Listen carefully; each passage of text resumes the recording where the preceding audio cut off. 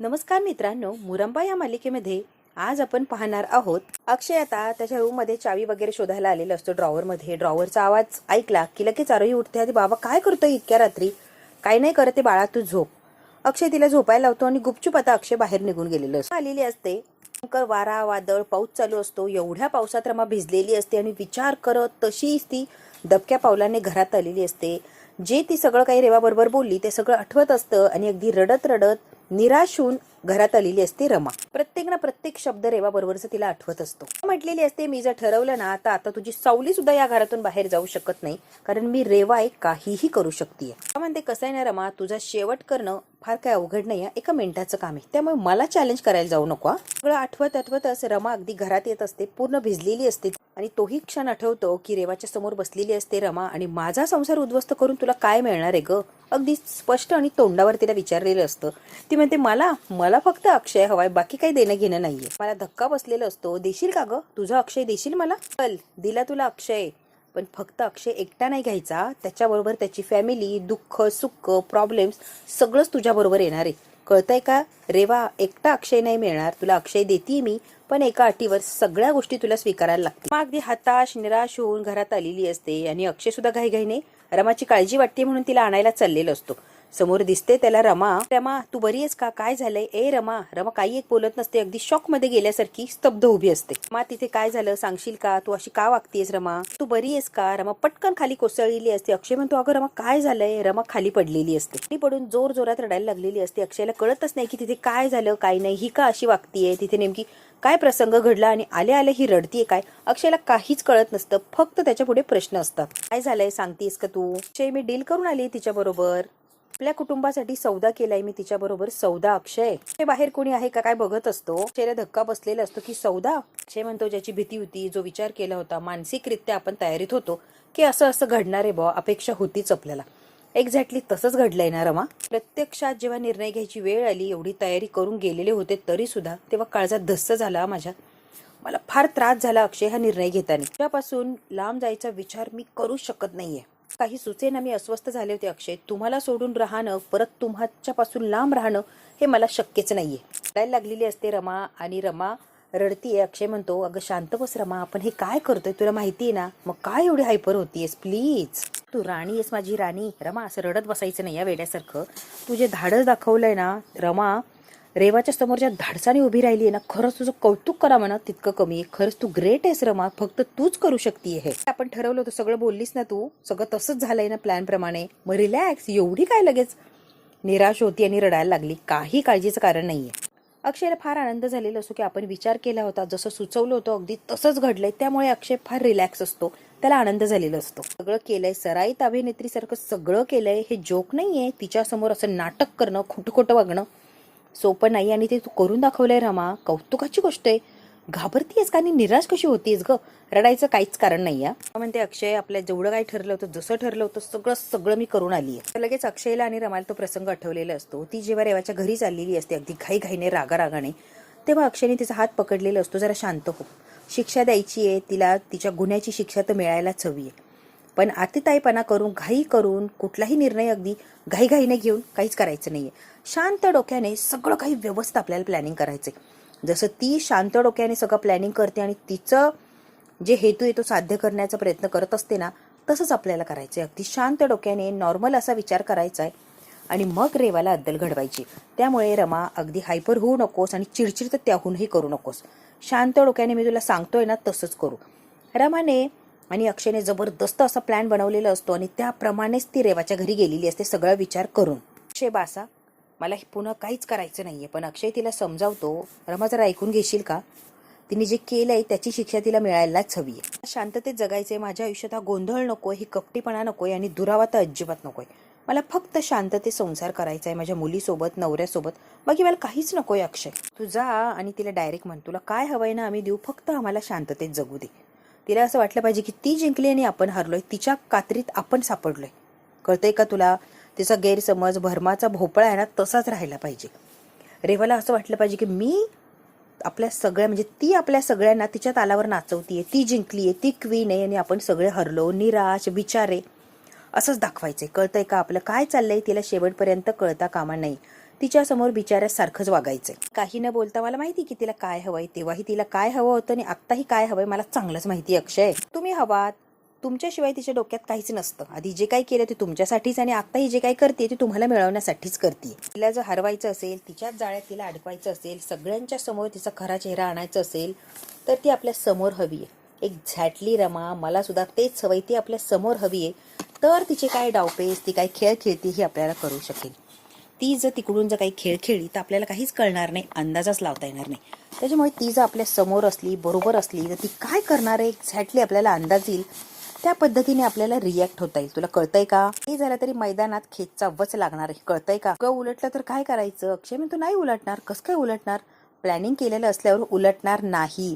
तिच्यापेक्षाही 2 पावलं आपण पुढे चालायचं. वेगळंच काही मागितलं तर मागू दे की, काय मागायचे मागू दे, द्यायचं की नाही आपल्या हातात आहे ना. तिला काहीही डिमांड ठेवू दे ग, आता मागे हटायचं नाही. पण तिला असं वाटलं पाहिजे शेवटपर्यंत की ती जिंकली आणि तिच्या तालावर आपल्याला नाचवती. पुढे काय करायचंय? माझा सौदा झाला ना एकदा, तर तिला अशी शिक्षा द्यायची की जन्मजुगाची अद्दल घडली पाहिजे.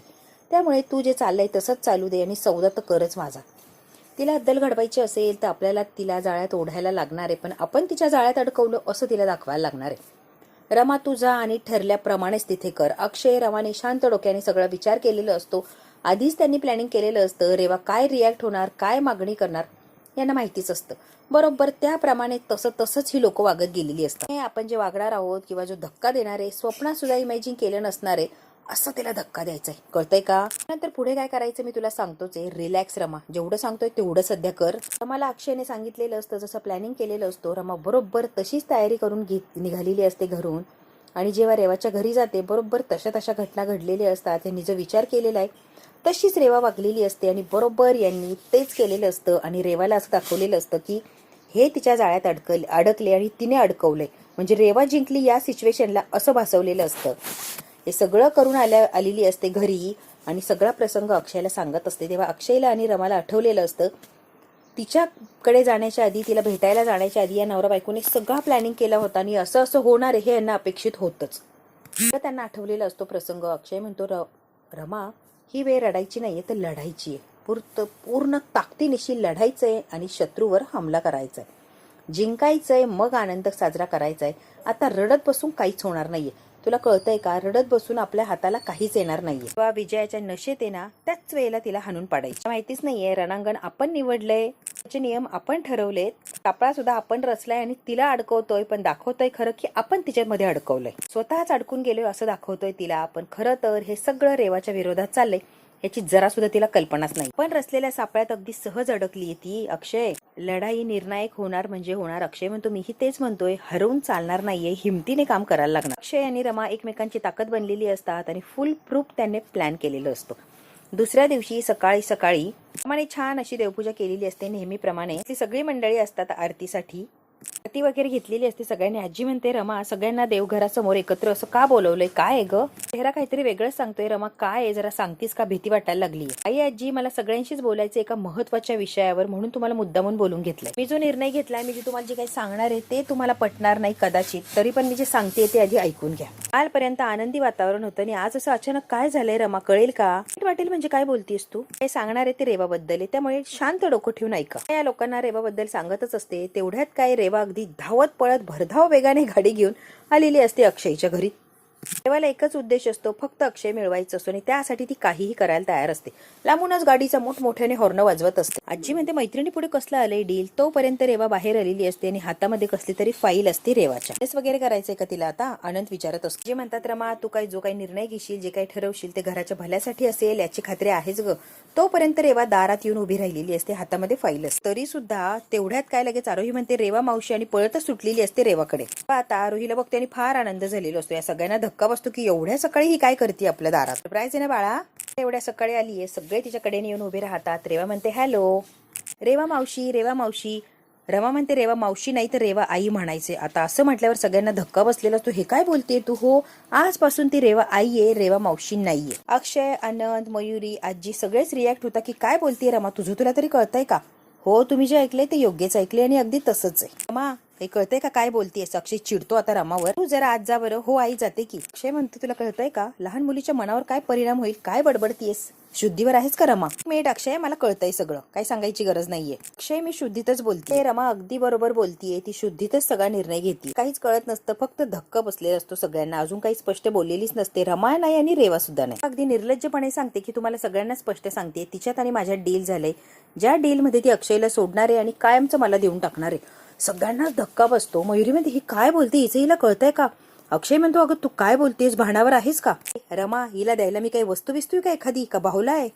डील फील मला अजिबात मान्य नाहीये, तुला आत्ताच सांगतोय रमा. आणि मला न विचारता माझा निर्णय तू कसा घेऊ शकतेस? या बाईला मला देऊन टाकलं, तुला जराही काही वाटलं नाही? तुम्हाला मान्य असो किंवा नसो, डील झालंय, त्यामुळे मान्य करायलाच लागणार आहे अक्षय. सगळं काही मी आपल्या सुखासाठी करते, त्यामुळे अक्षय नाही म्हणायचं नाहीये प्लीज. हे म्हणतो, कसलं सुख, काय सुख? या बाईचं मला काही कळतच नाहीये. माझ्या सगळ्या इच्छा, आकांक्षा, अपेक्षा सगळं काही जर पूर्ण करायचं असेल तर ही डील आपल्याला करायलाच लागणार आहे अक्षय. तुम्ही सगळं काही पूर्ण करायला आहात, कारण या बाईकडे जर तुम्ही राहायला गेला तर सगळं आपल्या मनाप्रमाणे होणार आहे. आता रमाने जो निर्णय घेतला, घरातल्या कुणालाच पटलेला नसतो. अगदी डोकी बंद पडलेली असतात की स्वतःचा नवरा दुसऱ्याला देऊन टाकला. ही रमा काय डोक्यावर पडली की काय, असा सगळ्यांना विचार आलेला असतो. माझी इच्छा आहे आणि अक्षय ही सुद्धा इच्छा तुम्ही पूर्ण करायला हवी एक नवरा म्हणून. अक्षय आता हसायला लागलेलो असतो. रमा, बरी आहेस का तू? कसलं दिलं होतं? आनंदात ठेवेल, सगळी सुख देईल, तुला दुःख होणार नाही, तुला हवं ते करेल, तू म्हणशील तसं वागेल, यासाठी दिलं होतं की तू मला कोणाच्या तरी स्वाधीन करशील, तुझ्या सुखासाठी, असं वचन नव्हतं दिलं. रमा, बरी आहेस का तू? काय वेडेपणा करतेस रमा? जरा शुद्धीत आहेस का? कळतंय का तुझं तुला तरी? हा वेडेपणा नाहीये, रिअल फॅक्ट आहे. आज हे वचन पूर्ण केलं नाही ना अक्षय, तर या घरात काय तुमच्या आयुष्यात सुद्धा नसणार आहे. त्यामुळे तुम्हाला वचन पूर्ण करायला लागणार. मी जे सांगते ते ऐकायलाच लागणार आहे अक्षय. तुम्ही रेवा म्हणेल तसं वागायचं, रेवाच्या मर्जीने वागायचं. तुमचा आणि माझा काहीच संबंध नसणार आहे. मी तसं डील साईन केलंय रेवा बरोबर. अक्षय आता हात जोडतो, पाया पडतो, रडायला लागलेलो असतो. असल्या कुठल्याच वचनात मला अडकवू नकोस आणि प्लीज मला कोणत्या संकटात टाकू नको. मी असं काहीच करू शकत नाही आणि तुला सोडणं तर शक्यच नाहीये. रमा, तू काय करतेस? अक्षय रडत असतो, गयावया करत असतो, पाया पडत असतो. बंधनात प्लीज मला अडकवू नकोस. ना शॉक बसलेला असतो की हे रमाचं काय चाललंय, तिला काही कळतंय का? स्वतःच्या नवऱ्याला असं कोणी देऊन टाकतं का? ती वस्तू थोडी आहे. शांतपणे उभी असते. तिला फार आनंद मिळत असतो की फायनली अक्षय माझा मला मिळतोय ना, मला काय देणं घेणं आहे बाकीचं. अक्षय, हे रडणं गागणं गयावया बंद करा. तुम्हाला माझी शपथ आहे आणि माझ्यासाठी तुम्हाला हे करायला लागणार आहे. मला सोडायला लागणार आणि कायमचं रेवाचं व्हायला लागणार. डील केलंय म्हणल्यावर तुम्हाला तिच्याकडे जायलाच लागणार. माझ्या जीवाची पर्वा असेल तर माझी इच्छा पूर्ण करायला लागणार. नाही तर मी आहे ना, माझ्या जीवाचं काहीतरी बरं वाईट करून घेणं. आत्ताच सांगते मी. बासा रमा, एकही शब्द बोलणार नाही. असा काही विचित्र बोलायला जाऊ नको. तुझ्या जीवाचं काही बरं वाईट केलं तर मी काय करू? आता शब्द बोलायचं नाहीये, शांत बसायचं. पुढे एक शब्द सुद्धा बोलायचं नाही. अक्षय रडत असतो आणि रमाला म्हणतो, अजिबात काही बोलू नको. तू नाहीस तर मी सुद्धा नाहीये. हे काय बोलतेस? तुझं तुला तरी कळतंय का? सहन करू शकत नाही या, बास. आता रमा आणि अक्षय एकमेकांकडे बघत असतात आणि अक्षय ओव्हर रिॲक्ट करायला लागलेला असतो. रमा जरा विचित्र त्याच्याकडे बघते की काय चाललंय हे अक्षयचं. तुझं शब्द, वचन, आपलं प्रेम, अस्तित्व त्यापेक्षा सुद्धा जास्त प्रिय आहे, कळतंय का? आणि जीव द्यायला चाललीस का तू? मी हे सहन करू शकत नाहीये. प्लीज प्लीज असं काही बोलायला जाऊ नको. मला सहनच होत नाहीये आता. अक्षय भारी नाटक करत असतो. ही इच्छा असेल तर मला मान्य आहे. तुझा निर्णय चुकीचा जरी असला तरी मान्य आहे मला रमा, खरंच मान्य आहे. तुझ्या सुखासाठी, तुझ्या इच्छेसाठी मी काहीही करायला तयार आहे. पण जीवाचं काही बरं वाईट करेल असं बोलू नकोस, कारण मी ते सहन करणार नाहीये. चेहऱ्यावर हसू आलेलं असं त्याला फार छान वाटतं. तिला फार छान वाटतं की अक्षय फायनली मला मिळणार आणि तयार झालाय तो. लगेच हसायला लागलेली असते. तिला फार आनंद होतो. ही डील मी स्वीकारायला तयार आहे, मला मान्य आहे. डोळ्यात खोटं खोटं पाणी आणत असतो. मान्य आहे मला, मान्य आहे मला, खरंच मान्य आहे मला रमा. पण रडत असतो रमाच्या आणि डील मान्य आहे, डील मान्य आहे असं म्हणत असतो. मयुरी त्यांना शांत करण्याचा प्रयत्न करतात. अक्षय अक्षय, पण तो फार रडत असतो. पटकन त्याच्या मिठीतून बाजूला येते आणि रेवाकडे गेलेली असते. अक्षय आता डोळे पुसायचं, रडायचं नाटक चालूच ठेवलेलं असतं. रेवाला मात्र हे सगळं खरं खरं असं वाटत असतं. मग आता आई, आजी, आनंद, मयुरी यांच्या समोर येते आणि हात जोडते. सॉरी, मला माफ करा, मी खूप विचार करून हा निर्णय घेतला. ही अक्षयला फार दुःख झालंय, फार वाईट वाटतंय असं दाखवत असतो आणि डोळ्याचं पाणी पुसत असतो. डोक्याला हात लावून बसलेला असतो. फार टेन्शन मध्ये अक्षय असं रेवाच्या समोर एकंदरीत दाखवत असतो. खरंच मला माफ करा. रमा इकडे हात जोडून सगळ्यांची माफी मागत असते. आमच्या डीलच तसं झालंय, त्यामुळे मी काहीच करू शकत नाहीये. आणि शब्द दिलाय म्हटल्यावर तो दिलाच आहे. त्याचा शब्द मी मागं घेऊ शकत नाहीये. जो शब्द दिलाय तो मला पाळायचाच आहे. मला फार आनंद झालेला असतो आणि अक्षयला इतका रडत असतो. अरे बापरे, काय तो चेहरा केलेला असतो. खोटं खोटं रडत असतो. फार टेन्शन, काळजी सगळंच काही दाखवण्याचा प्रयत्न करत असतो. आणि म्हणतो, काय काय रमा, डील डील लावलंय काय? काय एकाचा बिझनेसचं डील केलंय का? किती वेळचं डील डील शब्द ऐकतोयस? नवरा आहे तुझा, बिझनेस किंवा वस्तू नाहीये अशी डील करून दुसऱ्याला द्यायला. पोरखेळ आहे का आपला नवरा दुसऱ्याला द्यायचा? डोकं जागेवर आहे का? जरा विचार करायची क्षमता असेल तर विचार कर रमा. काय बोलते आणि काय डील डील लावलंय तू? दा वगैरे काही नाहीच आहे का? काही राहिलंच नाही का? त्याने तुम्ही अजूनही नवरा बायको आहात आणि असंच तुझा नवरा उचलून तू कोणाला देऊ शकत नाहीये, कळतंय का? त्याच्या मनाच्या विरुद्ध तर अजिबात नाही. आता डोळ्याला पाणी आणण्याचा प्रयत्न करत असतो, पण रडतोय असं दाखवायचं असतं ना रेवाला. रेवा म्हणते सगळ्या गोष्टींचं सोल्युशन माझ्याजवळ आहे की, कशाला टेन्शन घेताय? कायदा बिदा कानून सगळं माझ्याकडे आहे. आता रडत असतो, फार रडत असतो. अक्षय आणि रमाचे डिवोर्स पेपर आहेत. एकदा लिगली डिवोर्स घेतला की काहीच काळजीचं कारण नाही. अक्षयला आणि रमाला धक्काच बसतो की ही किती तयारीत आली आहे. रात्रीतून हिने डिवोर्स पेपर सुद्धा रेडी करून ठेवले. त्याच्यावर सही झाली की हा प्रॉब्लेम कायमचा सॉल्व्ह होणार. डोंट वरी, सगळं व्यवस्थित होणार. अगदी धक्क्यानेच बघायला लागलेली असते की वा, नंद, मयुरी, आजी सगळ्यांनाच जबर असा धक्का बसतो की हिने डायरेक्ट डिवोर्स पेपर तयार केले. काय मज्जल आहे या बाईची. नंदाने तोंड वर करत ही सगळ्यांना सांगत असते की डिवोर्स पेपर आहे, डोंट वरी. एकदा काय सह्या झाल्या की आपण सगळ्या मार्गातून मोकळे. तो बघितलं का, रेडी येते रेडी. मयुरी कसला रडत असतो, काय वाईट वाटलेलं असतं त्याला. बापरे, एखाद्या बाहुल्यासारखा ती समोरच्याला देऊन टाकते आणि अक्षय सुद्धा खुशाल तिच्याकडे जायला तयार झालेलं असतो. रडत असतो, नाटकं करत असतो, जेणेकरून रेवाला त्याच्यावर विश्वास बसावा. म्हणते अक्षय विचार करायची, रडायची, पश्चाताप करायची वेळ निघून गेलीये. रमाने डील केलंय आणि डील केलंय म्हणल्यावर तुम्हाला ते मान्य असायलाच हवं. डिवोर्स पेपरवर सह्या कर आणि सगळ्यांनाच मुक्त कर. तो बिचारा कोलमडून पडलेला असतो, हताश निराश झालेला असतो, अगदी गळून तो खाली कोसळलेला असतो. आणि तुला सोडण्याचा निर्णय ऑलरेडी घेतलेला आहे, त्यामुळे तू आता काहीही करून काहीच उपयोग नाहीये. अक्षय रिलॅक्स, जे समोर आहे ते मान्य कर. आता धक्क्यानेच बघत असते या रेवाकडे, काय सांगतीये वा. आता करताना सुद्धा रमाला फार वाईट वाटत असतं. अक्षय मात्र एन्जॉय करत असतो आणि मस्तपैकी हे सगळं काही ड्रामा चाललेलं असतं. आजी म्हणते रेवा तू काय बोलतीये, शुद्धीवर आहेस का की शुद्ध हरपलीयस? पण काय बोलतोय, काय वागतोय, जरा विचार करतीस का? मा आणि अक्षय डिवोर्स घेतील, तुला बोलायचं तरी कळतंय का? तू काय बोलतीयस रेवा? भातुकलीचा खेळ नाहीये, जन्मजन्मीच्या गाठी आहेत त्या, ते बंधन नाही तुटू शकत आहे असंच.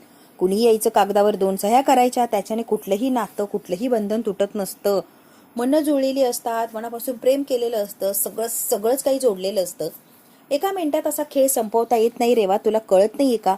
आजी फार बोलत असतात रेवाला. तिने मला तसा शब्द दिलाय, आजी आताच सांगतेय, तिने डील केलंय आणि मुकादमांची सून दिलेला शब्द परत घेत नाही. तिला विचारा, हो ना रमा, तू जो शब्द देते तो पाळतेस आणि शब्दाला पाळतेस हे आजपर्यंत खूप ऐकले. त्यामुळे तुम्हाला जो काही रात्री शब्द दिलाय, जे काही डील झालंय ते सुद्धा पाळणार, कम्प्लीट करणार अशी अपेक्षा आहे. हो ना रमा, ऐकणार आहे ना, देणार आहे ना अक्षय मला कायमचा? म्हणते हो नक्कीच मी तयार आहे, जे काही झालंय रात्री ते सगळं करायला. आई आजी चिडचिड करत असतात, रागराग व्यक्त करत असतात. आज याच्याबरोबर संसार तर उद्या त्याच्याबरोबर संसार. हा खेळ नाहीये बाहुला बाहुलीचा, अगदी खरी लाईफ जगतोय आपण. असं उचलून कुणाला नवरा देता येत नाही आपला.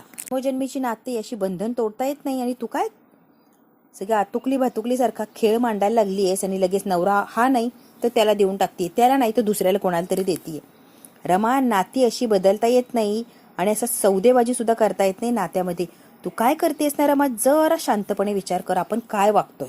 आजी म्हणतात जे काय असेल पण तुझ्या तोंडून ऐकायचं, हे चाललंय तरी काय? तू नक्की रेवा बरोबर काय डील केलंय कळेल का आम्हाला? डील चाललंय किती व्हायचं, काय डील आहे एकदाच कळूच दे. तरी चिडलेली असते. रमा आजी काय विचारतीये, बोल की, जे ते कुठल्या तरी प्रश्नाचं उत्तर दे. आनंद म्हणतो मी समजू शकतो, रेवाच्या डोक्यावर परिणाम झालाय, ती पूर्ण बिथरलीये, ती जागेवर राहिलेलीच नाहीये, पूर्ण बावळट झालीये ती बाई. पण तिच्या घाणेरड्या विचारांना का खतपाणी घालतीयेस, का तिच्या विचारांमध्ये हो हो असं म्हणतीये आणि तिच्या म्हणण्यानुसार वागायचा प्रयत्न करतेस? जरा शांतपणे विचार करशील का तू? म्हणते सगळ्यांना सांगते, माझा विचार झालाय, निर्णय झालाय, शब्द दिलाय, मी माझा शब्द माघारी घेणार नाही. काहीही झालं तरी शब्द दिलाय तो पूर्ण झाल्याशिवाय मी काय हटत नसते. ते बिचारा रडून रडून अगदी घायाळ झालेला असतो, इतका रडत असतो, इतका कोलमडून गेलेला असतो की हे होऊच देणार नाहीये. तू काही विचार कर आणि काही झालंय असं समज, मी काहीच होऊ देणार नाहीये, कळतंय का रमा? आजी म्हणते मी जिवंत असेपर्यंत मुकादमांच्या घरात हे होणं शक्य नाही आणि मी हे होऊच देणार नाहीये.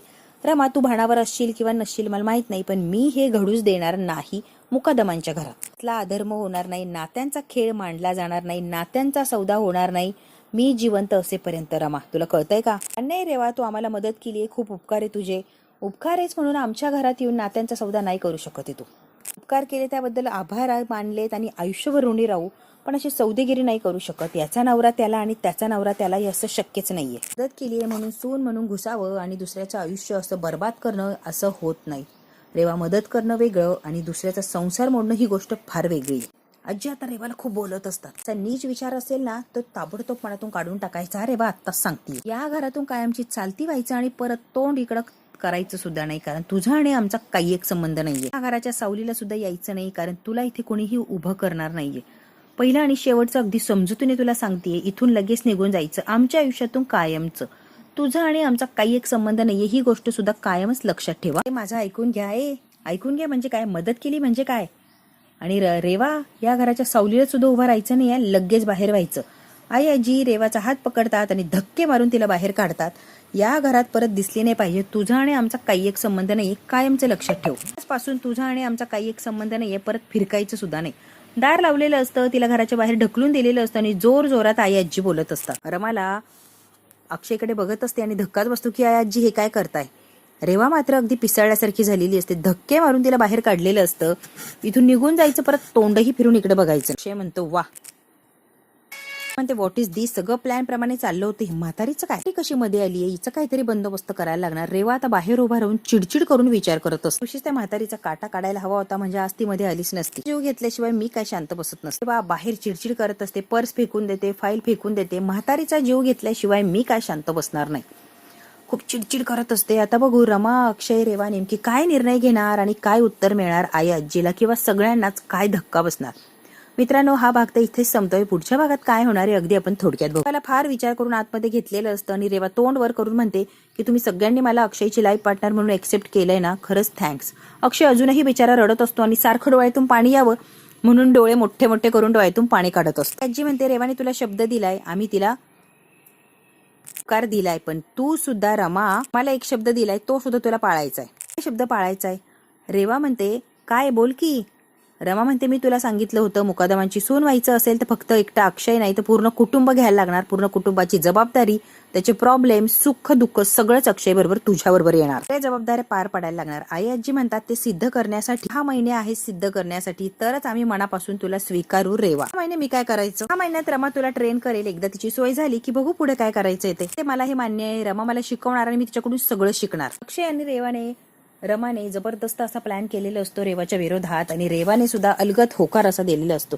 बघू आता अक्षय रमाच्या प्लॅन मध्ये ती कशी अडकणार आणि कशी तोंडावर पडणार, तिचे काय आणि कसे हाल होत आहे हे बघूच या पुढच्या भागात. हा भाग इथेच संपला. व्हिडिओ आवडल्यास लाईक, शेअर, सबस्क्राईब नक्की करा. धन्यवाद मित्रांनो.